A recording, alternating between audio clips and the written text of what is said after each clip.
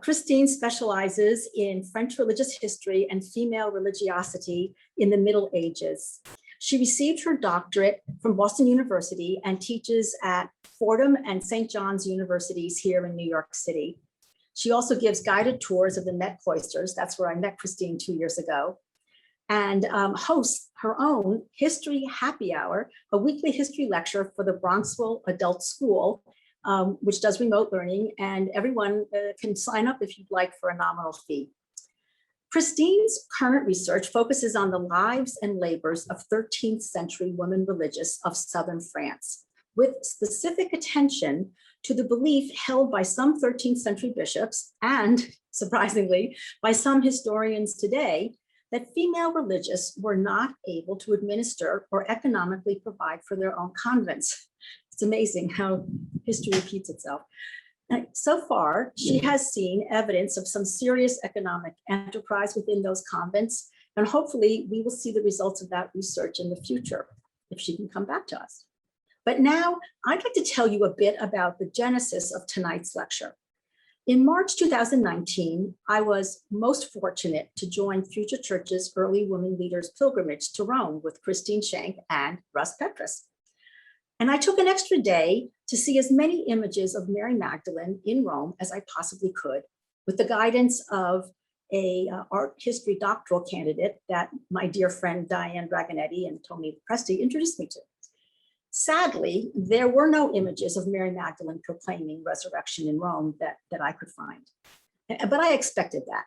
What I did not expect was to see how early Mary Magdalene and other named women were erased from crucifixion scenes. That experience prompted Russ and Deb to ask Dr. Axen if she would explore this theme of women missing from the foot of the cross. As you will soon see, she took on this research with amazing depth and energy, and I can hardly wait to get all your responses. I'd like to also note that last year's lecture is now part of Boston College's new Mary Magdalene online course, which starts August 4th. So that's another evidence that FutureChurch's long-standing collaborations with top scholars to explore, understand, and hold up the history and significance of the women leaders of Christianity is essential. And the word is getting out. So I'd like to just end by saying that, as I've said about Mary Magdalene, I will now say about these scholars and about Christine, where would we be without their witness? Thank you, and take it away, Christine. Thank you so much, Rita, and thank you also to FutureChurch, Russ and Deb. I am absolutely privileged and delighted to be back with you this year and to lead this art tour through a series of images of the crucifixion to try to restore Mary Magdalene to her appropriate and proper gospel role. We have Unerasing Mary Magdalene, Scenes of the Crucifixion. So I'll start here with 3 images which represent the stations of the cross. Station 12, Jesus dies upon the cross. These may seem profoundly familiar. They may seem jarring, but these are all in contemporary churches. We have the church, the cathedral dedicated to the Jesuit saint, St. John Berchmans in Shreveport, Louisiana. We have a Church of England in York, St. Olive's Church, and a church dedicated to the Peruvian Saint Rose in Miami Shores, Florida. And all 3 of these have chosen the similar motif of Christ on the cross in the center, flanked on either side by the Blessed Virgin Mother and by an individual who may be the John, who may be the beloved, but a man in any case. And these 2 figures often serve as sort of bookends to the crucified Christ in many images of the crucifixion. However, this depiction is not only in contrary position to what we learn from the Gospels, it bears also a damaging image of the crucifixion by erasing and silencing the women that we know from the Gospel were present. And it's my hope today that we can sort of go through various themes in crucifixion images in order to pick apart some of the narratives that are being told and to understand the ways that we can restore the women who should rightfully be at the crucifixion scene. So we'll go first to the text itself. Sorry, I'm blocking my own self on here. There were also women watching from a distance. Among them were Mary Magdalene and Mary, the mother of James the Younger and of Joseph and Salome. These used to follow him and provided for him when he was in Galilee, and there were many other women who had come up with him to Jerusalem. This, our first and earliest gospel text from Mark, was recorded probably a generation after Jesus' death, somewhere between 66 and 70 in the Common Era. And we see right away that we have 3 women by name, in addition to the many others who made up the crowd. Moving forward to the next sequence, which were recorded perhaps a half century after Jesus' death, Matthew, the author of the Gospel of Matthew says, many women were also there looking on from a distance. They had followed Jesus from Galilee and had provided for him. Among them were Mary Magdalene and Mary, the mother of James and Joseph, and the mother of the sons of Zebedee. Contemporaneously, we have Luke, whose author writes, and when all the crowds who had gathered there for this spectacle, that is the crucifixion, saw what had taken place, they returned home, beating their breasts. But all his acquaintances, including the women who had followed him from Galilee, and by this, Luke is using sort of an abbreviated term to refer back to women that he had referred to earlier, that is namely Mary Magdalene, Joanna, and Susanna, and many others from the previous chapter 8, stood at a distance watching these things. Then we have a divergence into the 4th gospel attributed to John. And in this section, we're looking considerably later, perhaps 90 to 110 CE. So well over 70 years possibly past Jesus' death. And we have a different series of attendees in the crucifixion scene in John. Standing near the cross of Jesus were his mother's sister, Mary, the wife of Clopas, and Mary Magdalene. When Jesus saw his mother and the disciple whom he loved standing beside her, he said to his mother, "Woman, here is your son." Then he said to the disciple, "Here is your mother." And from that hour, the disciple took her into his own home.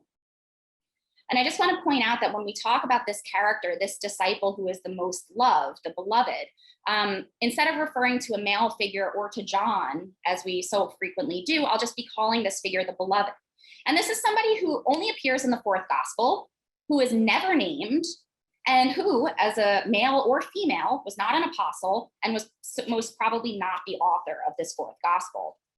So as you can see, we have a series of named women and no explicitly named men.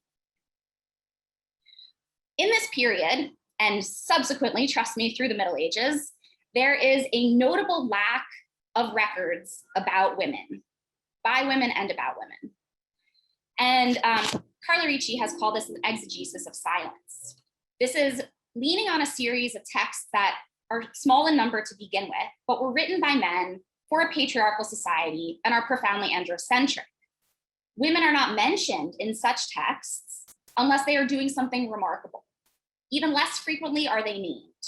So the fact that we can see on this one slide all of these highlighted women's names and many others present at this crucifixion scene means that these are extraordinary women and they cannot be glossed over. They must not be dismissed. If we move forward to the first depiction that we have here, which is the Masaccio altarpiece, I want to link this back to a section from Luke where he actually does name all of the women, as I mentioned in the previous slide, but where he also introduces the parable of the sower.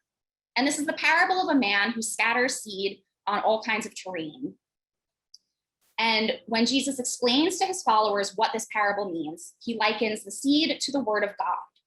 And he describes all of the scenarios by which the seed may grow or not grow. And he says to his followers in Luke chapter 8, "As for what fell among the thorns, these are the ones who hear, but as they go on their way, they are choked by the cares and riches and pleasures of life, and their fruit does not mature." So people who on the surface obey and listen, but don't internalize Jesus' message. As for the seed in the good soil, these are the ones who, when they hear the word, hold it fast in an honest and good heart and bear fruit with patient endurance. And I want to emphasize this idea of patient endurance in conjunction with images of the crucifixion. The women who serve as the witnesses to the crucifixion, whose only testimony is eyewitness, These are women who have endured patiently while the male disciples have turned and denied Christ. And so I want you to keep this in your mind as we look through these images of the crucifixion and the various characters that appear in them.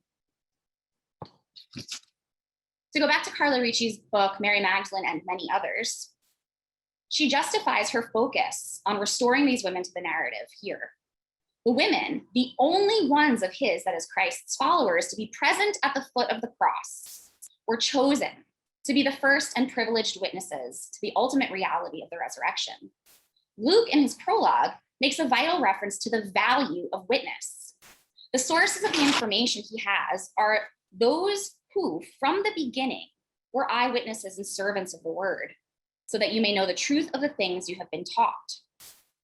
This privileged position Mary Magdalene holds in relation to Jesus, the witnessing role to which Christ calls her, the choice by the risen Christ to send her to proclaim the glad tidings of the resurrection to the apostles, thereby making her the mediatrix of his word, all serve to make this woman a figure of exceptional importance and justify the space given to her here. And of course, Ricci is extending this to her own work, but I would like to think of this throughout the lecture. So if we return to the image of Masaccio and appreciate the emotional brunt of Mary Magdalene's position and posture in this image, we can see that although Masaccio has excised the other women and there are other narrative incongruities with this image, nevertheless, this is the core of what we will be looking at today. Mary Magdalene in her telltale red, her hair flowing, her hands raised as though to catch Christ on the cross, or as though if she could to crawl up to him. And her arms outstretched like this, mirroring his own. And he looks at her, as we will see so often in these images, the direct eye contact between Christ and Mary Magdalene. And it's almost as though these other peripheral figures, the Blessed Virgin and the Beloved, could fade away, and this unity of sensation and emotion would survive. So just to bring the point home, visually speaking, you can see here the outlay of all of the named women present at the cross. And in the Synoptics, you see that Mary Magdalene is named first in every single incident. And across all four Gospels, she is the only constant. And so it is utterly inconceivable that she would be divorced from a crucifixion scene when she is the one thing that strings together across these disparate narratives.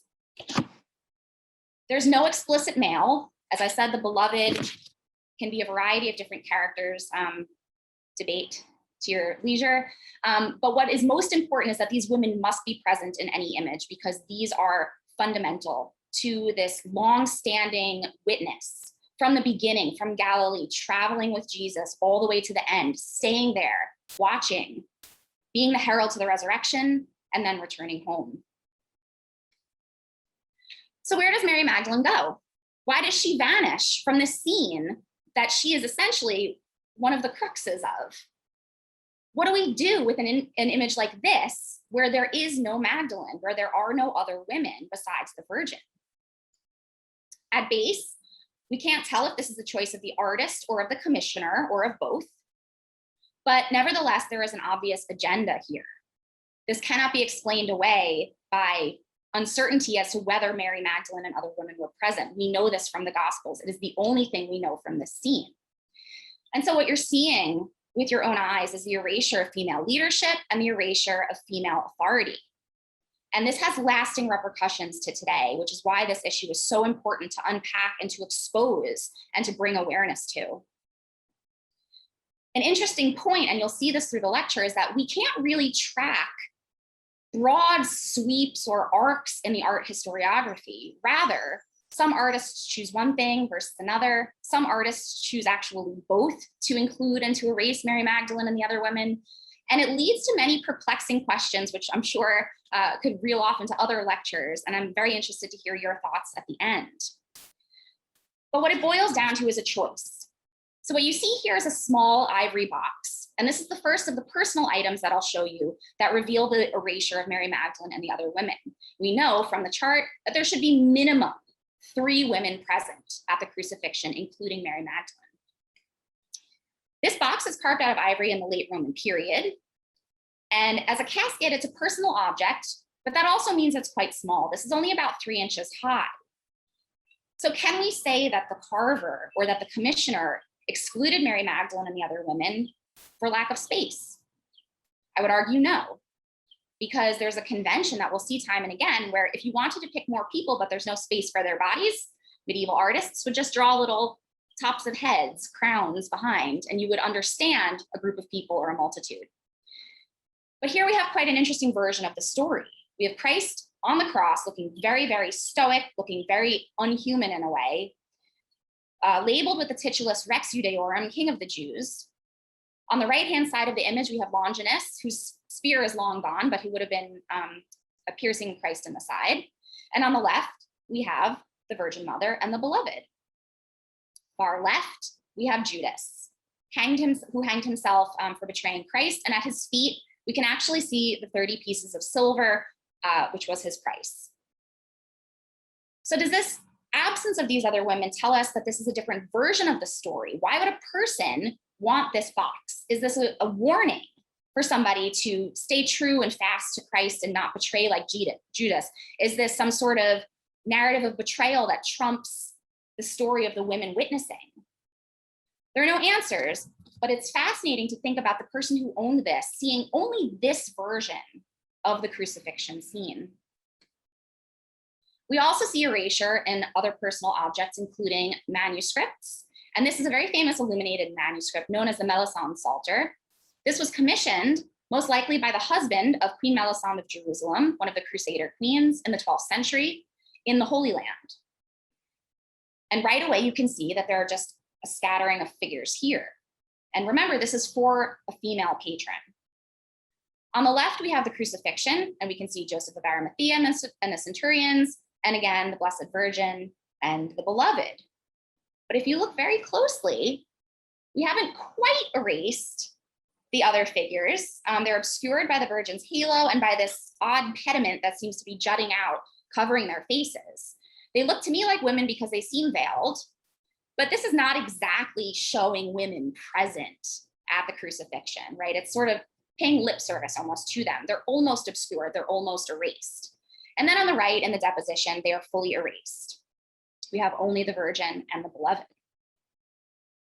So what kind of impact would this have had on a female patron who knows the gospel stories? Other images carved out of ivory here tell us a bit more about the use of space when the Mary Magdalene and the other women are removed from the scene. On the left, we have an icon carved of ivory that would have been part of a triptych, a 3-part devotional object. And this is the center. The other 2 panels have long since been missing. And we see the drama of the crucifixion playing out in real architectural space. It takes place under this baldachin, this kind of canopy, which is exquisitely carved. And here we have Christ pushed forward from the cross. There's a recessed cross behind him carved into the background. So this relief means that there is actual space that could have been carved. We have the Virgin and the Beloved, and plenty of empty area here that's just filled with labels. The rest of the space is taken up by the soldiers casting lots for Christ's clothing. And curiously, the Greek god of the underworld, Hades, who is marked with his caption that the cross is actually implanting in his stomach, signifying Christ's triumph over death, and especially pagan death. But there's space, right? This is a chosen narrative. This is a purposeful erasure for the sake of telling a version of the story that results in misunderstanding of it rather than a completely authentic, gospel accurate depiction. On the right, in this Gothic piece, we're taking it a bit further. We have Jesus in the middle, looking more human than previously, the Virgin on this side, the Beloved on this side. We have Longinus, the Roman soldier here, who pierced Christ's side with his spear. And then we have Stephen, who is responsible for holding up the sponge with the vinegar on it to Christ's lips. And very interestingly here, the wound made by Longinus is actually depicted as a sword spurting out of Christ's side and stabbing his mother in the heart. And so this brings us to a sort of mystical understanding of the Virgin's sorrow at the death of her son. So again, we're seeing versions of the narrative. And this extends fully into public erasure as well. These 2 painted crosses, which is a genre that becomes increasingly popular in 13th and 14th century Italy, show a very pared down version of the narrative. On the left, we have the Master of the Bigalo cross at the Barberini, and we can see Jesus in the center, God the Father at the top, and a sort of ambiguous female figure here, which may or may not be some sort of allegorical figure representing the Holy Spirit. I'm happy to hear if anyone has any suggestions, because I don't really know what to do with this figure. She's holding her hands up like this. Jesus himself is surrounded by angels, and again, the Virgin and the Beloved, who you'll notice is wearing red in this scene. At the bottom, we've got Peter and the crow. On the right, we have even less iconography to work with, even more stripped away from the gospel narrative. Jesus in the center with this diaphanous cloth, beautiful gold halo, and then the Virgin and the Beloved serving as mirror images to each other. And often you'll see these two figures wearing complementing colors. The cloak of one is the undergarment of the other, etc. So these are quite prominent figures. The Cimabue cross in Santa Croce is 12 feet by 15 feet, and it hangs there in the chapel. So you can't help but see this and internalize this view of the crucifixion. And then likewise, we have oil paintings on display, purposefully for display, to promote a certain version of the crucifixion scene. This one, in the late 15th century, really sort of removes the witnesses as being part of the story at all. In fact, the Virgin looks like she could be on a picnic, right? She's very placid, she's very unemotional, somewhat downcast, but not really engaging with her son on the cross, as we see in so many other images. And John, the Beloved, with his back to us, almost invites us into his position as an everyman. So we're not really seeing any kind of attempt to provide a historically accurate view here. Instead, the focus is on the broken bodies of Jesus and the two thieves beyond him. To me, these look like Dali, Salvador Dali. I mean, you have this sort of elongated, almost unhuman distortion, and we can see the thief on the left has his legs broken. And this is set in a sort of proto-medieval backdrop that would not have been historically accurate, of course, but that brings the narrative to the present day for the audience. So what should we see in an appropriate crucifixion scene? We have the Rabula Gospels here, which are 6th century Syrian Gospels, and this is the first manuscript depiction of the crucifixion known. And you'll see here and in subsequent images that the authentic version has lots of women. So we have Christ in his regal purple on the center cross, obviously the two thieves beside him, Mary and the Beloved, who does not have a halo, interestingly, the soldiers casting lots, Longinus and Stephen, and then 3 women. So there are a total of 4 women present in this scene. And we don't know which of these is Mary Magdalene. She has not yet accumulated the telltale red that she gets as we move through the Middle Ages. But if we take this motif and move it forward 500 years, we see the same setup in this nave fresco in the Abbey of Sant'Angelo in Formis in Capua. Again, Christ in the center with these 2 pairings on either side, but a group of women. And as I mentioned before, this is affected by just showing the crown of the head in the background, almost, when you put 2 mirrors together and it reflects forever. There's a crowd here. And this frescoist has been able to summon this body of witnesses with just a few distinguishing strokes here. The women in the front are performing a very familiar kind of formula of sorrow, right? Wiping their eyes with their robes, hands in certain gestures. And it's because of this kind of collapsed 2-dimensional image of crowds that we start to see artists employing the color red to distinguish between these flattened bodies of women in the crowd.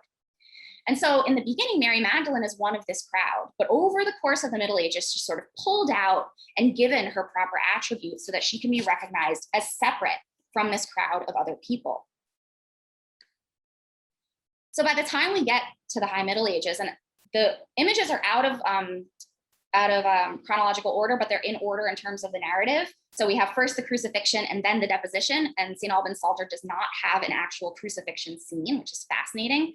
But in the Queen Mary Psalter here in the early 14th century, we see many women, one of whom seems to be supporting the Virgin, who's fainting from her emotion. And so little by little, this figure will come out and move forward into her own right as the Mary Magdalene figure. And you can see just this very vague little snippet of red cloth here, which will become her notable attribute.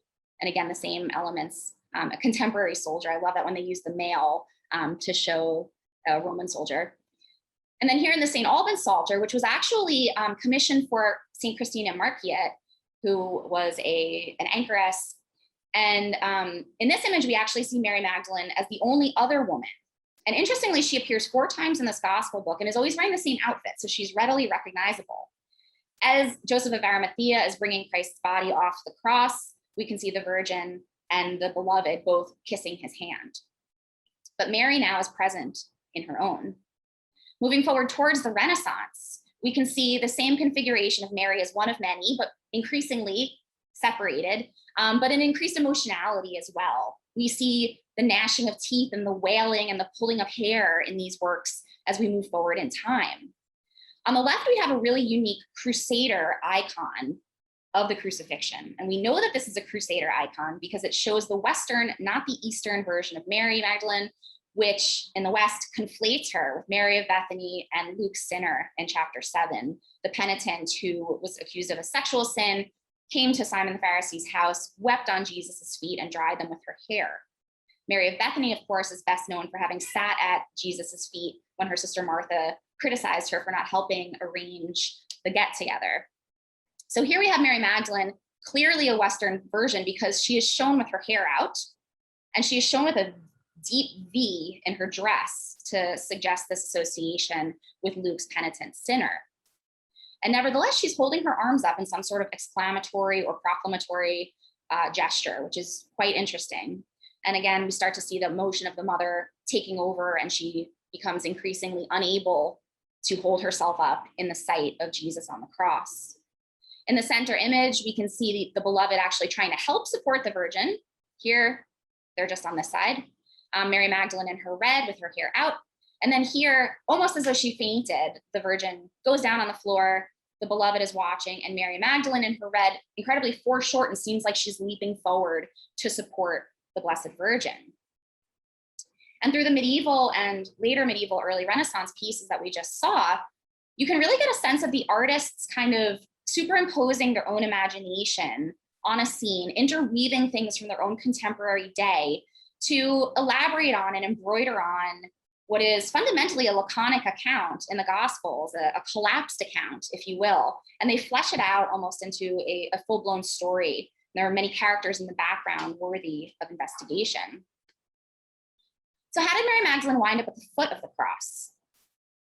And I would suggest that a helpful way to think about this is to borrow the German art historian Daniela Bode's idea of the semantics of space.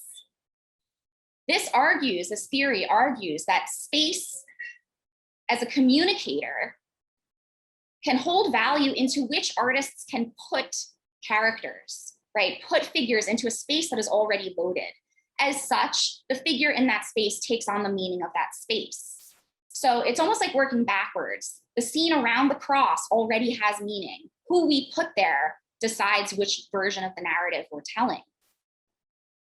In the terms of Mary Magdalene, on the one hand, yes, we have conflation with Mary of Bethany, who sits at Christ's feet. We have conflation with the sinner in Luke 7, who dries Christ's feet with her hair. But this is not biblical. This is not gospel in terms of the crucifixion scene. Mary Magdalene is never described as being at the foot of the cross. In fact, they're described as being at a short distance watching these things. But I'd like to argue today that her presence at the foot of the cross is in no way inherently demeaning, inherently groveling, or inherently degrading. In fact, she's pulling from a tradition, the artist is putting her in the position, pulling from a tradition where we see donors at the foot of the cross. And this means that the person at the foot of the cross, going all the way back to the Carolingian period in the 8th and 9th century, is a wealthy person who is able to commission, or maybe a powerful person who can commission themselves into the crucifixion scene.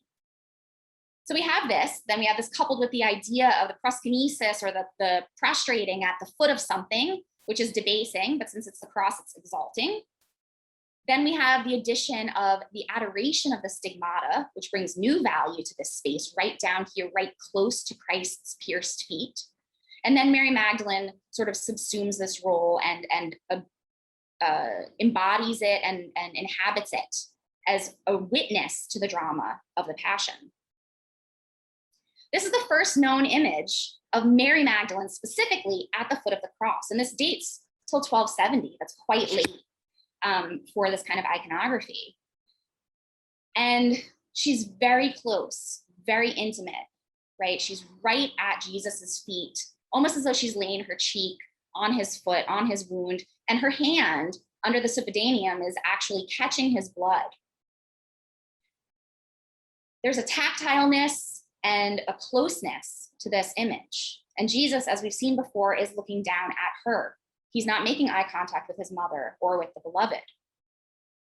The other thing that's important here is that Mary Magdalene is the only other figure in this scene to be decorated with gold. They all have halos. Those who should have halos have halos. It's just a matter of not being able to see the contrast of gold on gold now, 800 years later. And we can see Mary Magdalene's halo here, but she is also adorned, and not even the Virgin is here. So this tells us that her position at the foot of the cross is one of glory, is one of solidarity with Christ, and one that is worthy of emulation. And without drawing too close of a parallel, I want to introduce an idea propounded by Bernard of Clairvaux, who's perhaps the most famous theologian of the 12th century, a mystic, an abbot, a preacher of the Second Crusade, a voice against all kinds of vice, and a proponent of the Knights Templar. This is somebody who's really shaping Christianity in his moment. And in his sermon on the Song of Songs from the Old Testament, he's responding to the first chapter, second verse, where the bride says, "Let him kiss me with the kiss of his mouth." And he's interpreting this as a mystical text, whereas one will receive the kiss of Jesus's mouth.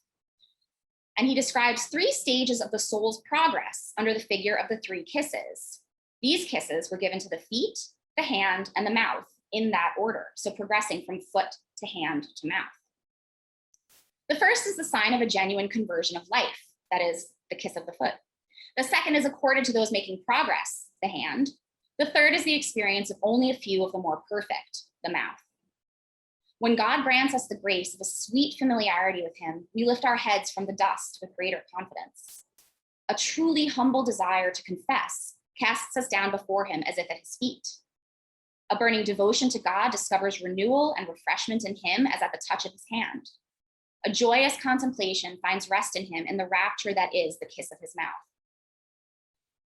And I just want to bring this up to sort of provide this illustration that Bernard of Clairvaux gives us of the ladder of working one's way to Christ, working one's way to one's unity with Christ, and the mystical union that can occur with the kiss of the mouth. But the first step is to be at the level of the feet and to appreciate and to convert and to confess there in this model of sort of supplication, but with an eye to higher things. And this image of Mary Magdalene at the foot of the cross was really consolidated and confirmed and congealed by Giotto. We may have issue with his Noli Me Tangere, but in this scene, he is really responsible for adhering Mary Magdalene to this role. And we see that on the left-hand side of this fresco in the Scrovegni Chapel, the Virgin is so emotional, her eyes are kind of closed with pain, and we have one of the other women and the beloved sort of leading her away. And what this does is it creates a vacuum around the foot of the cross, which is now Mary Magdalene's spot. So she moves forward to it and again is adoring and meditating on the wounds in Christ's feet, touching them, caressing them, staring at them. And if we think about medieval optical theories, it was believed that there was something tactile about sight, right? Beams are coming out of the eye and touching the object that is being seen. And so there's multiple layers of intimacy and physical touch happening here with this meditation and contemplation on Christ's wound. We also see again, Christ is looking down at Mary Magdalene. She has shed her telltale red and green cloak. And we have the red, which represents caritas, the green, which represents eternal life, or paradise, which she is so often decorated in. And I want to point out that this shedding of this human material in a way mimics the loss of Christ's robes here. And both of them have sort of stepped out of their earthly shell in this moment. And I think there's something really miraculous and really moving about this scene, because Mary Magdalene is the only one who's not shied away from this idea of the shame of the cross or this idea of the agony and the darkness that Christ is enduring now. And so as the Blessed Mother moves away and makes room for Mary Magdalene, she becomes the epitome of steadfastness and the epitome of loyalty and the epitome of bravery. So if we think about Mary Magdalene as mediatrix, right, this go-between, this intercessor sort of between Christ, whom she understands and loves to all end, and all of those around, including us, the audience, we can see that her position, at the base of the cross here is providing a conduit, an access point to the divine. So if we see ourselves as Mary Magdalene, we too can be there at the foot of the cross, at this magnificent space that is so loaded with meaning.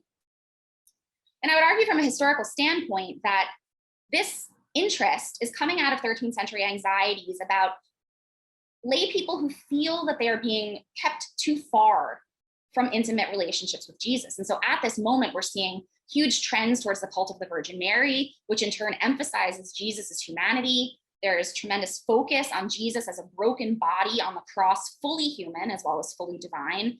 There's an obsession with the Eucharist itself and anxieties about receiving it, and a proliferation of mystics who focus also on the Eucharist and the body.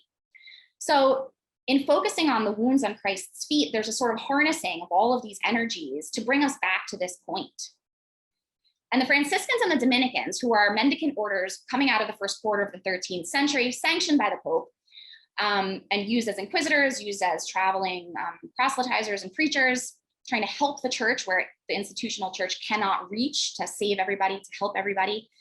The Dominicans and the Franciscans latch on to this vision of Mary Magdalene as sort of seminal to their mission. And they subscribe to her and to themselves traditionally female values such as chastity, poverty, obedience, charity. And because of this, in embracing Mary Magdalene in this sort of feminine position, they are setting themselves up in opposition to and above the institutional church, which was founded on St. Peter and run by a male hierarchy.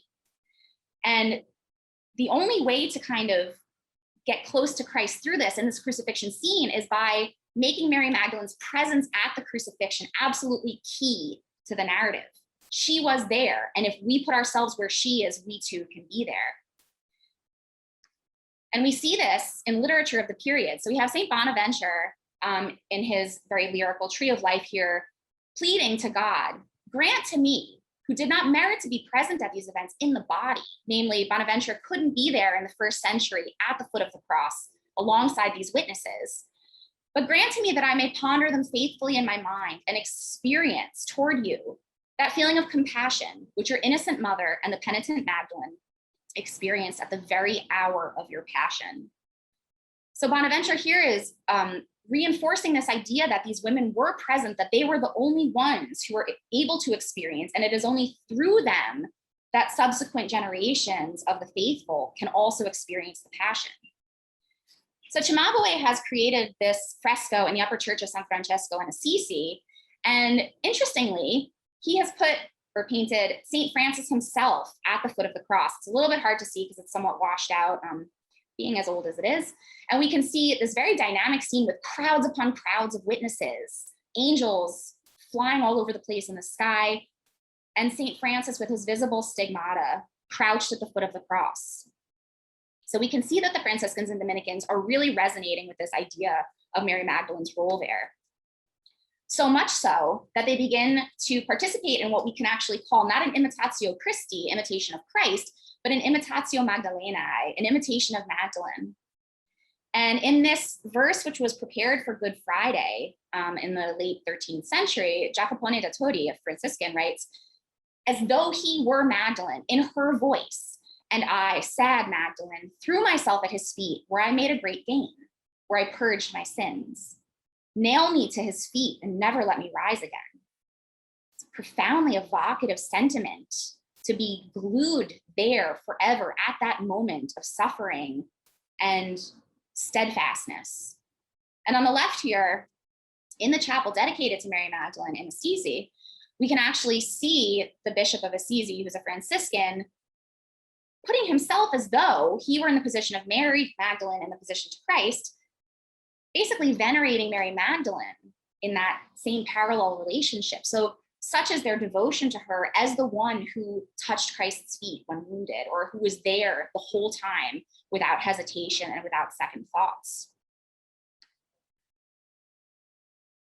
By putting oneself in the place of Mary Magdalene, one can appreciate the full emotional spectrum of everything that's happening at this scene.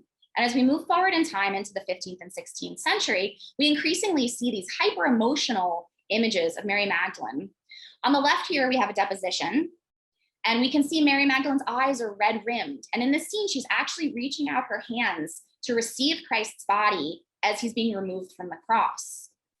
And so she's not a passive bystander, but she is integral in this scene as well, the one to receive him. And it calls to mind that Masaccio piece in the beginning with her arms outstretched, mirroring him, but also ready to sustain and support him. On the right, we have the grandeur of Anne of Brittany, commissioned for the Queen of France. And again, we can see Mary Magdalene's eyes are red rimmed. She is utterly meditating on this nail.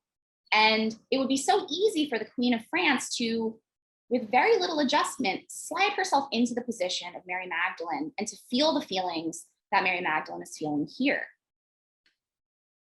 So much more so when Mary Magdalene is depicted in contemporary clothing. And this is a whole other trend, especially in 15th and 16th century, where we can see the absolute finery of the best fashion of the day on the Magdalene. So on the left here, we see the Beloved and the Virgin Mary in their kind of timeless, or should I say old-timey robes, sort of generic folds of fabric, whereas Mary Magdalene is wearing some of the height of fashion headdresses, beautiful bodices, sumptuous fabrics. On the right, she has quite an elaborate headdress, and she's wearing a houppelande. And this is an overgarment, which is exquisitely brocaded here with these long sleeves, right? This is an upper class woman's outfit. So how easy would a donor be able to put herself in this position? And indeed, the donors start to make appearances, whether alongside Mary, in place of her, or with her. So on the left-hand side, we have another image from Giotto, and we can see there's a Franciscan donor, and two lay donors down here at the cross in Mary Magdalene's place. And Mary Magdalene is back with her group, with her red outfit on, with her hair loose, supporting the Blessed Virgin. And on the right, this is one of, I believe, the most charming images of the donor portrait I've ever seen. This early 15th century image actually shows Mary Magdalene in her green and red, holding out her hand to a female donor as though to lead her to the cross, to begin this step up the ladder that Bernard of Clairvaux has described. The issue of being at the foot means that Mary Magdalene is now going to be pulled away from this group of other women. And here we can see in this is an absolutely fascinating piece, and I hope that you have some feedback on it because it has baffled Rita and I about this, the characters here. Mary Magdalene is fully separate. She's depicted right here. And so you can see that there are 3 panels, and she is in a completely different panel than the women. And just note before I go to the next slide, which is a close-up, that Christ is looking down directly again at Mary Magdalene. So this is the bottom part. Mary Magdalene looking absolutely stalwart, rising above the fray, and just look at this fracas. We have horses going every which way. We have people turning and twisting. We have an actual fight going on down here between this sharp-nosed, sharp-chinned individual and this curly-haired, angelic-looking figure. This is probably the donor who is making eye contact out of the scene. And then the women and the Beloved, who's here, are just sort of cowering in the lower corner. The Virgin is fainting. The women's faces are obscured. We even have this little figure down here, almost self-effacing. The Beloved is looking at Mary Magdalene, who rises queen-like almost above all of this earthly drama and keeps her eye on the prize. She's gazing up at Christ. She can't reach his feet in this particular iteration. But the fact that this was a personal devotional scene, this was commissioned most likely by whoever is represented here, again, to put oneself in this drama. And I emphasize the word drama here. So many of the crucifixion scenes lose that tumultuous emotion and kind of panic of crucifixion, which we see here, the mayhem, the uncertainty, and the danger.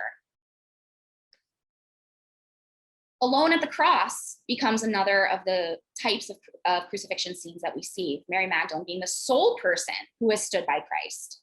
We know the male disciples have fled. We know they've turned on their heels and ran. Jesus himself predicted it, commented on it.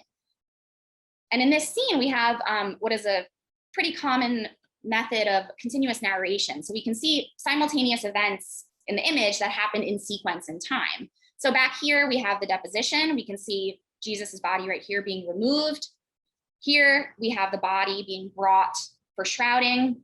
And then here we have Mary Magdalene at the crucifixion. So we're kind of seeing things out of order, but they're all happening simultaneously as though out of time. Mary Magdalene in this image, just stunning. Again, her hair is loose, but she's wearing armor. So to me, this evokes the kind of strength of Joan of Arc, who has already come and gone by the time Signorelli has painted this. Is she wearing armor as a militant defender of Christ? Is she wearing the armor of faith, which we hear about so often in medieval theological texts? She is also gesturing deliberately and actively, whether in speech or whether in outrage, it's unclear, but she's not a passive sort of praying individual here. She's actively responding to the crucifixion.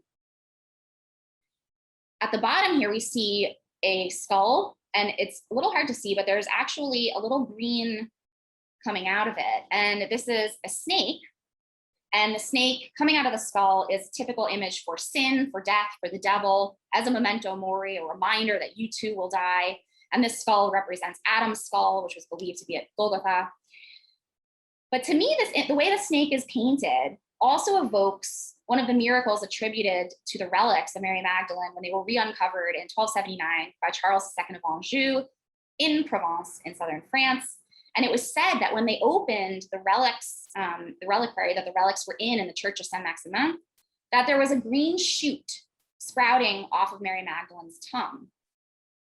And this calls us all the way back to Luke chapter 8 with the seeds that fall on good soil and blossom and bear fruit.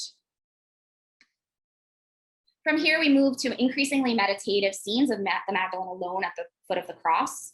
In both of these, she is dressed very modestly. And so the focus is really what her facial expression is telling us. On the left-hand side, we see this longing, this agony, again, the skull in the background, and a sort of inert Christ. On the right, we see a more tactile and more tender touching, as though the antithesis to the Noli Me Tangere scene. In both of these, we have very dramatic skies, we have storm lighting, and we have no real sense of geographic place. So these are kind of timeless and placeless images which lend themselves to meditation. And because we can't have nice things, in the 19th century, the Romantic artists often subverted this image of Mary Magdalene at the cross and converted it into something that was disgracefully sexualized, right, based on nothing, and really rendering her something of a rather pathetic character. So she's here at the cross, but she's not here in the same kind of regal, steadfast way that we see in other depictions. On the left, of course, she is doing nothing except exposing her breasts. On the right-hand side, we get a little bit more context, which is again going to be negative. We can see again the snake down here in Delacroix's painting with all of these skulls and bones. And so on the one hand, sin, death, the devil, memento mori. But when we compare it to this other little detail that Delacroix put in here, the unlaced bodice of Mary Magdalene, which has green ribbon, the green ribbon that sort of squiggles out from underneath her exposed breasts, makes a connection visually with this snake. So as Eve's sin is increasingly sexualized over the course of history, as Mary Magdalene is increasingly minimized through these and many other paintings, we start to see this link between the two. And by painting images like this of the Magdalene of the Crucifixion, these artists are willfully hacking away at the gospel constancy of Mary Magdalene at the site of the crucifixion, and debasing her to the male gaze.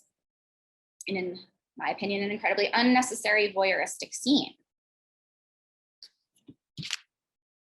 But what decides whether Mary Magdalene is in the scene or not in the scene, whether she's depicted in a positive light or a negative light? And unfortunately, there doesn't seem to be any way to really determine across different artistic trends, across different periods, and across different locations. What you see here by Paolo Uccello is an image on the left of that stripped down crucifixion from the fourth gospel, where we have just the Virgin and the Beloved.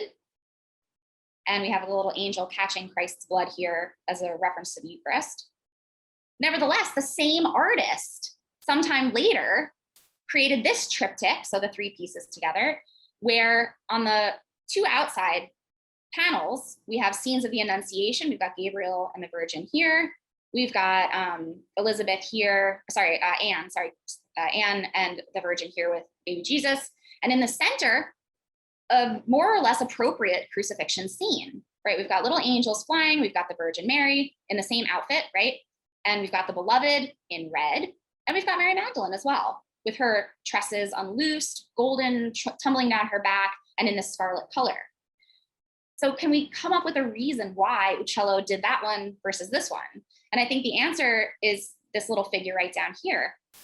According to the caption in the image, this is Sister Felicity. She's a Brigittine nun, and she commissioned this for her own personal cell at her convent.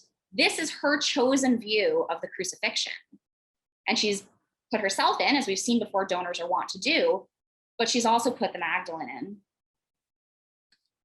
In this series of images by Asano di Pietro, on the left, we can see the earlier image is, again, this sort of barren crucifixion, right? Two figures, no background, almost no interaction, no activity, no drama. On the right-hand side, we see a much more authentic, gospel-approved version of the crucifixion, telling us that Di Pietro knows the story, right? He knows which characters should be there. So what is this choice?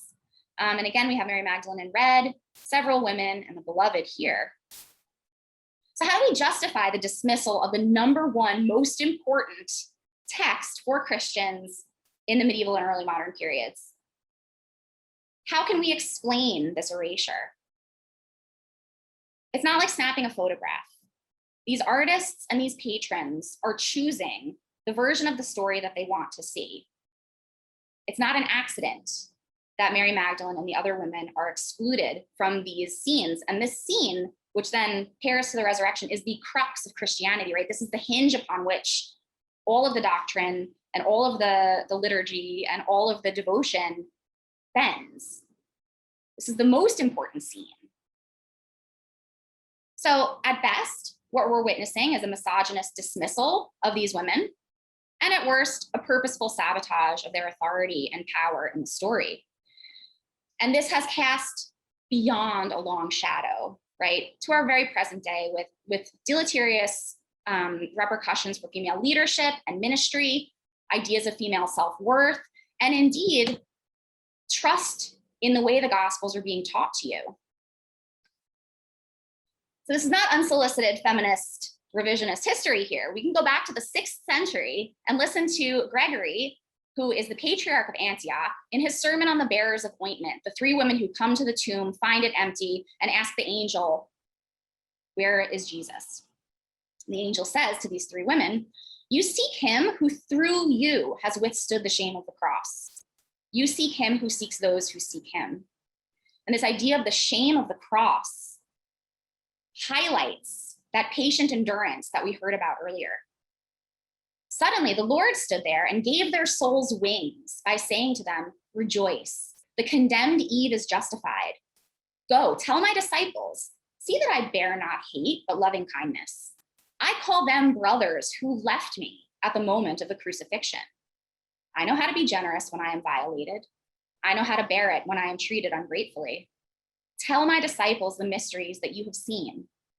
Be the first teachers of the teachers, the apostle to the apostles. Let Peter, who has denied me, learn that I can also ordain women to be apostles."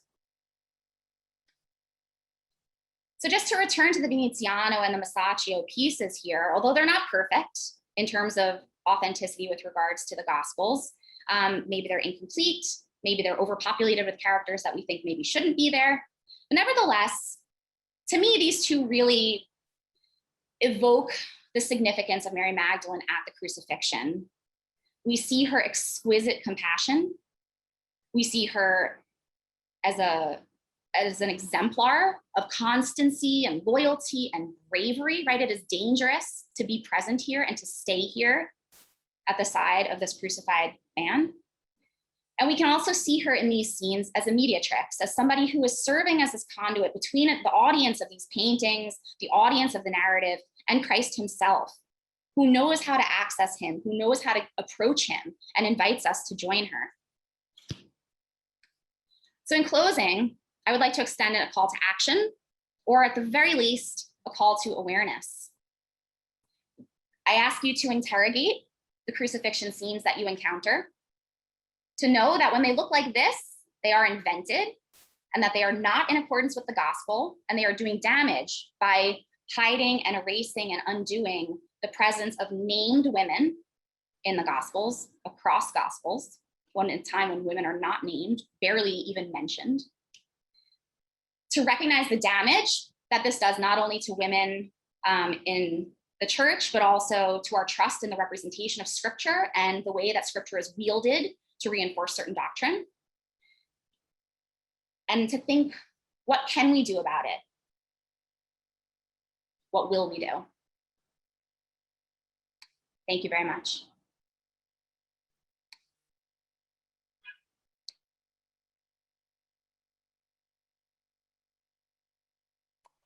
Thanks, Dr. Axen, for that presentation. It was marvelous. I'm going to do some things over here, and give me a moment while I stretch here.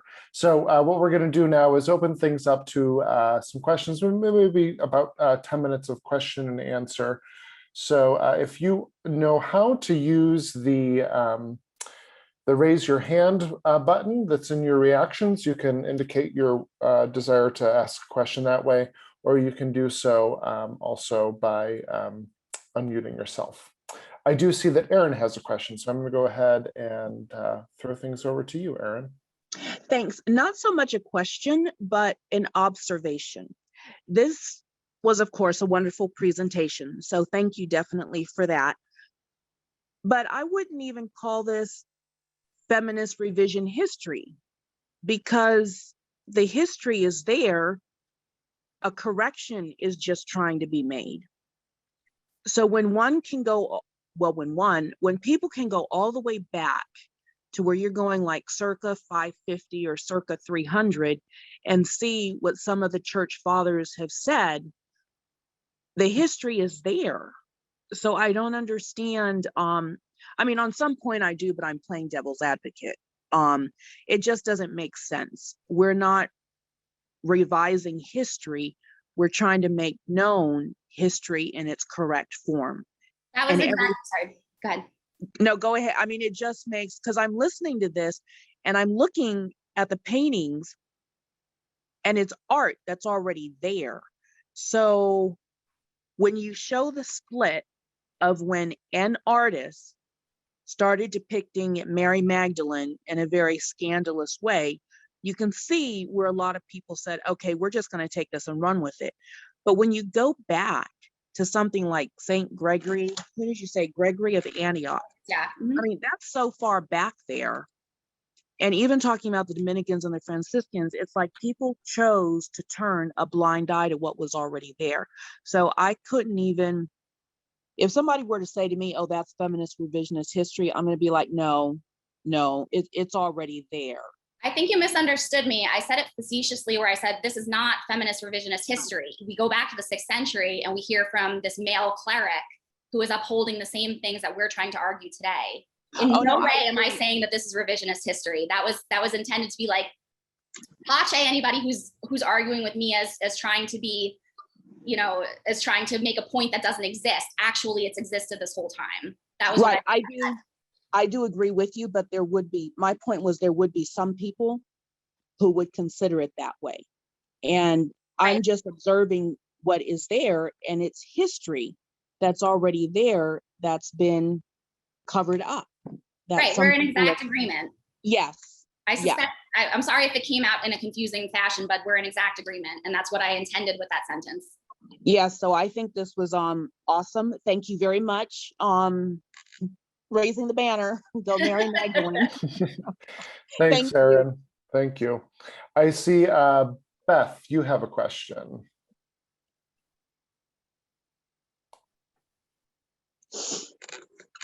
Can you unmute yourself, Beth? Hold on here. Let me send you a message to unmute. Okay. There we go. Go ahead. Oh, you're muted again. Beth, I'm sorry, you're muted again. You were unmuted there for a moment. Okay, you're good. Why is Mary Magdalene so often shown in red? So this is a question that I tried to get to the bottom of, and it seems to me, okay, so our understanding of the color red today, right, is that it's passion, it's fiery, it's perhaps sexual in nature, not so at all in the period that most of this art is created. In fact, Right. prostitutes were told to wear yellow. Red in no way indicates any kind of sexual sin. So to associate it with that version from Luke, I think has carried a lot of people in the wrong direction as to why she's depicted in red. There are a number of sermons, one of which was previously attributed to Thomas Aquinas, which goes through all of the sort of moral qualities of the colors. The color red is associated with caritas. Caritas, not meaning charity like we would translate it, but selfless love, whole love, right? Love that has no restrictions. And so over time, the practical use of the color red, right? Kind of think of red as like the first color, right? We see it in cave paintings. So using it then became a way to identify Mary Magdalene. So I would say that it's a remark on her intimacy with Christ and the ardent devotion that she shows, and not anything pertinent to her as sort of a downcast, penitent sinner in any way like that. Mm-hmm. Okay, thank you. Sure. Along those same lines, Dr. Axen, someone had asked me in the chat about the significance of the loose hair. This is one that I'm somewhat less satisfied with an answer for. Traditionally speaking, the hair of a woman was indicative of sexual activity. It represents sort of unbound, unwieldy behavior in a time when women were wimpled, when they had headdresses, when they kept their hair hidden, were veiled, etc. And so I think that probably, and Rita, correct me if I'm wrong, I think that might have come from this equation or conflation with the sexual sinner in Luke 7. And over time, it does become sort of her trademark. And so we see from the Eastern tradition, and we looked at this last year, the idea that the hair can then grow to cover the body in an ascetic version, right? Like she's living as a hermit in the Provençal life, and her hair grows to cover her sinful body. So the hair then becomes the mechanism by which she is saved or redeemed, when originally it represented her sexual misactivity or etc. But I think it's one of the things that maybe started in a bad place and then kind of just became an identifier. We see this with like a lot of iconography, but I don't know, Rita, did you have any additional comments there? I'll just say that the first time that she appears with that long wavy hair is Giotto, actually, when she's pictured as a hermit who's being raised up by angels to be fed like almost manna. And the idea that you just said of her being out in the desert like a desert mother, conflated with Mary of Egypt perhaps. And now all that's left to cover her is her hair.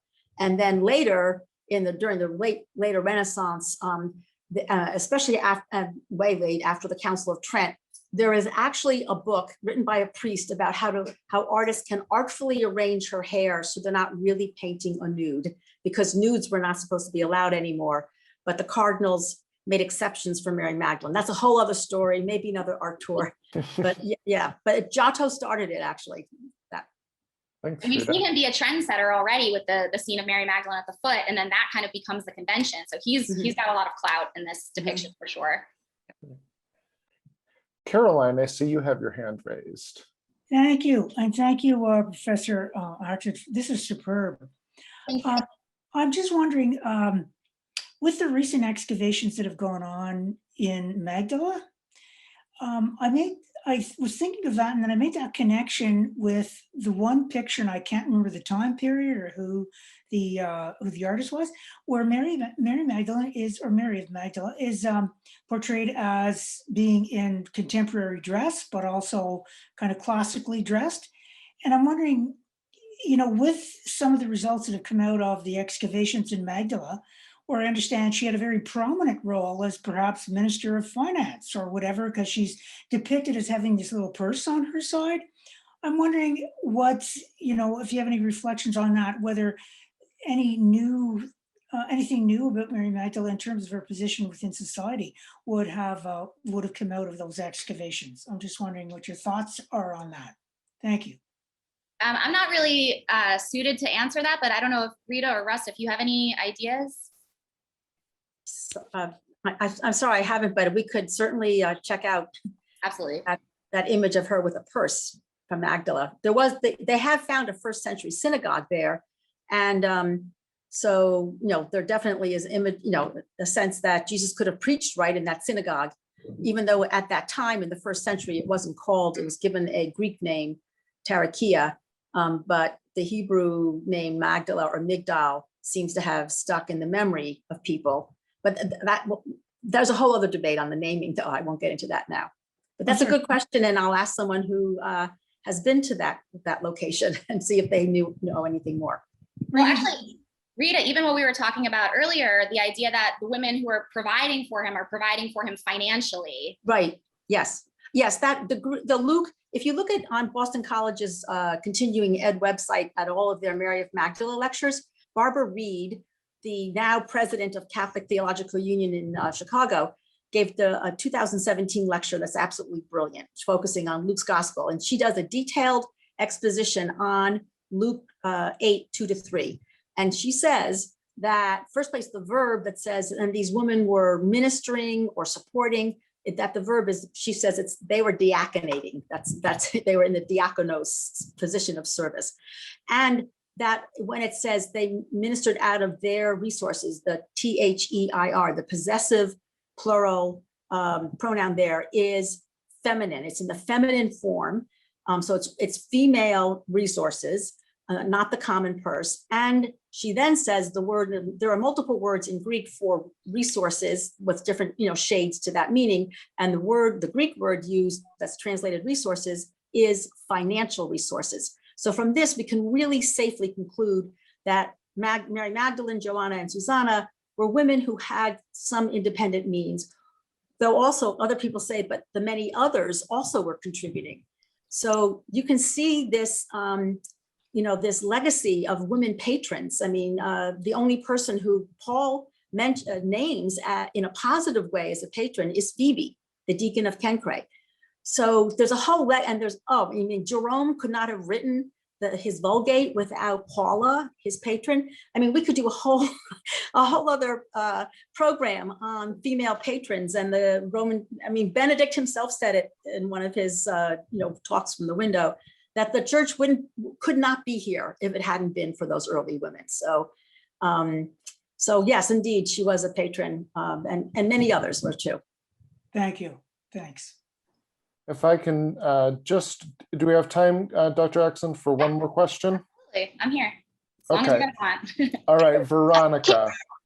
So, a feast for the eyes this morning. Thank you very much. I'm calling from Sydney in Australia, so it's a nice wake up. As a Dominican, I'd just like to say something about the interpretation of having Mary Magdalene. She was from the very beginning adopted as the patron of the order. And that's a direct biblical reading of the Gospel of John 20. And it's been raised, as you know, to the rank of a feast by the Pope for this year. And the idea of, in other of your interpretations, I'm a bit curious. You're being very selective in the reading, because to have every image, as you know, makes a selection. That's the artist is wanting to present something. So it's a bit difficult to say that in every image of the crucifixion, Mary should appear or the others should appear. Every artist makes selections.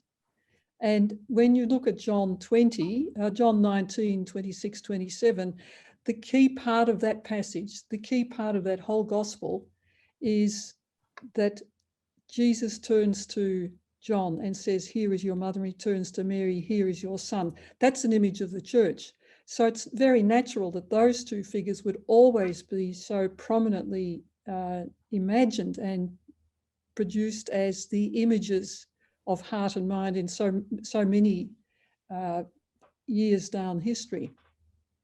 Yeah, absolutely. I take your point. The question, and I think the effort that I was trying to make today is that in the synoptic gospels, obviously we have no mention of any man. So why not say, why does there always have to be a male disciple present alongside the virgin when the synoptic gospels don't include those figures? Why are we privileging the fourth gospel image over other images? And if we look at all across the board, there will always be multiple women, right? So I'm not saying every single image of the crucifixion has to be authentic, but we should be aware that these are not authentic if we take all of the gospels together. Well, authentic through the eye of the beholder, isn't it? And the real key to the whole dilemma is, as you've noticed and noted, and everybody else has noticed, is a lack of attention to the scriptures, having no direct access, which fell out very early in the piece because of Pope Gregory's interpretation in 500. And it was the Dominicans and the Franciscans turned to the scriptures, talking about realizing how poor people's understanding was of scriptures, that Dominic sent his friars out to study the preaching and the gospel. So that's why you get that accurate interpretation of Mary then becoming center for the order. Sure, So but I think it's really a loss of biblical memory.